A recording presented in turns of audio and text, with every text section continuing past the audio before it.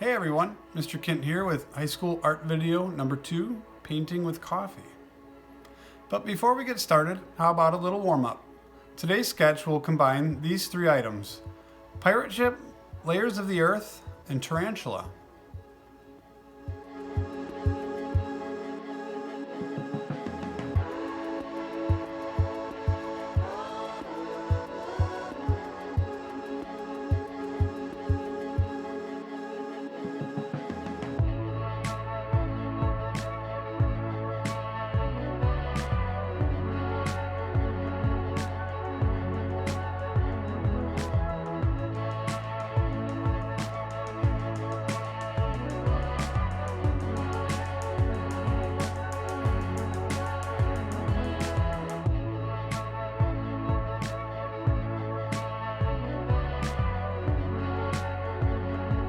Now, I know many of you don't have traditional art materials laying around the house, so it might be time to get creative.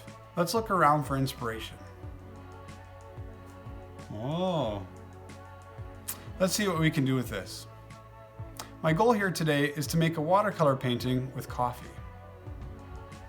The reference photo I'll be using is of a small playhouse in the corner of my backyard. It's old, it's rickety, and kind of simple. My son Corbin calls it the ghost house.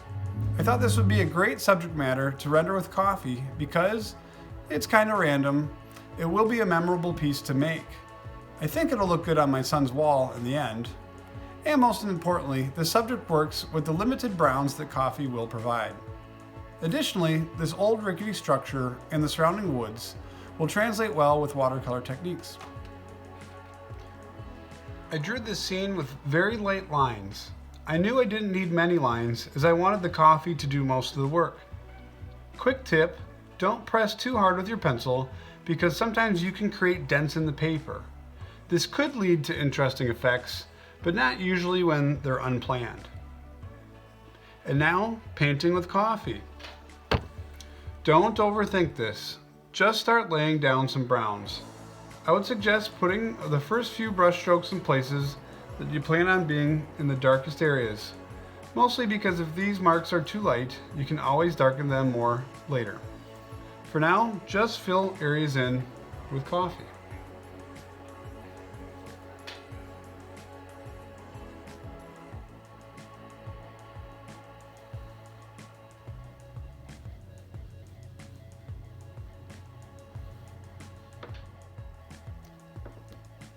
What you're looking at now is the end of my first round of painting with coffee. I took the Q-tip and I just filled everything in that I thought would need some brown. I was happy to see the brown got darker after I had had some time to dry.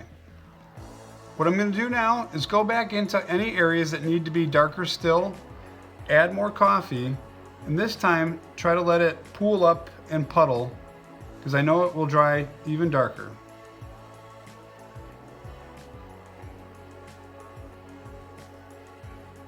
And I'm about to start my third and final layer of coffee. I still want to go darker with it, and so far the second layer did make things darker, but I wonder if I can push this further. So very carefully, I boiled my leftover coffee, letting the water evaporate out, hopefully creating a denser, darker coffee. Let's see what happens.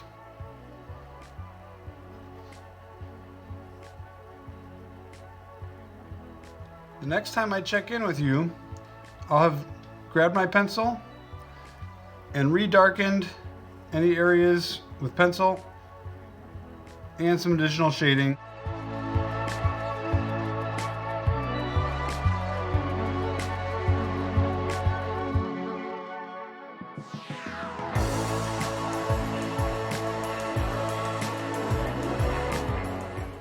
So this is the end result after a return to pencil. I admit I got a little carried away. I put in about 45 minutes with pencil here, but the image just kept getting better and better. As stated before, I want to hang this in my son's room, so it was important for me to do a good job. No doubt that some heavy pencil here and there really made a difference, but I do think the coffee remains the main attraction in this piece. Note that I left the background alone, so that the trees and landscape were not as defined, and also allows the coffee to continue to shine on its own. And fun fact for you, I noticed that while adding the finishing touches to this piece smells really good. That's it. Now give it a try and let me know how it went.